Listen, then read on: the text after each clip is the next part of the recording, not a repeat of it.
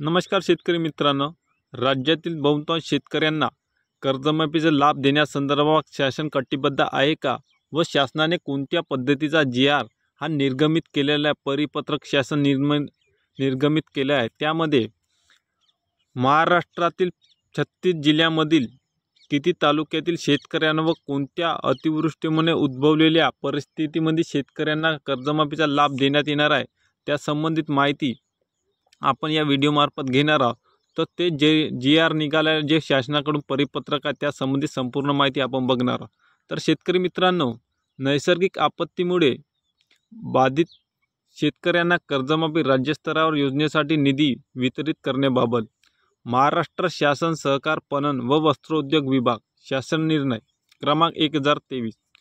तर शेतकरी मित्रांनो, प्रस्तावना काय या जी.आर. मधील राज्यात जुलै 2019 ते ऑगस्ट 2019 या फक्त 2 महिन्यात, जुलै ते ऑगस्ट दरम्यान या कालावधीमध्ये अतिवृष्टीमुळे उद्भवलेल्या पूर परिस्थितीत बाधित झालेल्या जिल्ह्यातील शेतकऱ्यांना पीक कर्ज माफ करण्याच्या योजनेअंतर्गत आतापर्यंत रुपये 52,562 लाख इतकी रक्कम वितरित करण्यात आली आहे। तर मित्रांनो, सदर योजनेच्या अनुषंगाने सहकार आयुक्त पुणे या संदर्भ क्रमांक 5च्या पत्रान्वये रुपये 379.99 हजार लाख शेतकऱ्यांना निधी वितरित करण्याचा प्रस्ताव सादर केलेला आहे। त्यानुसार सदर योजनेसाठी सन 2023 ते 24 साठी सन 2023च्या हिवाळी अधिवेशनातील पुरवणी मागणीद्वारे रुपये 379.99 हजार लाख इतका निधी मंजूर करण्यात आले आहे। त्यानुसार निधी वितरणाचा प्रस्ताव शासनाच्या विचारधारीन होता।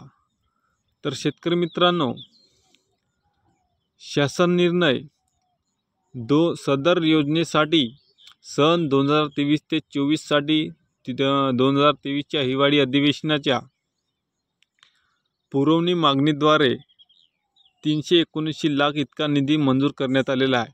वित्त विभागाच्या 5/2/2024 रोजीच्या परिपत्रकानुसार मंजूर निधीपैकी 70% म्हणजे 265.99 लाख एवढा निधी राज्यात जुलै 2021 ते ऑगस्ट 2019 म्हणजे 4 वर्ष अगोदर या कालावधीमध्ये अतिवृष्टीमुळे उद्भवलेल्या पूर परिस्थितीत बाधित झालेल्या जिल्ह्यातील बाधित शेतकऱ्यांचे पीक कर्ज माफ करण्यासाठी सहाय्यक अर्थसहाय्य व लेखा शीर्षका अंतर्गत वितरित करण्याच्या शासन मान्यता देत आहे। सदर तरतूद खर्च करण्यासाठी सहकार आयुक्त व निबंधक सहकारी संस्था महाराष्ट्र राज्य पुणे यांच्या अधीनस्थ उपनिबंधक अंदाज व नियोजन सहकारी संस्था महाराष्ट्र राज्य पुणे यांना नियंत्रित अधिकारी म्हणून प्राधिकृत करण्यात येत आहे।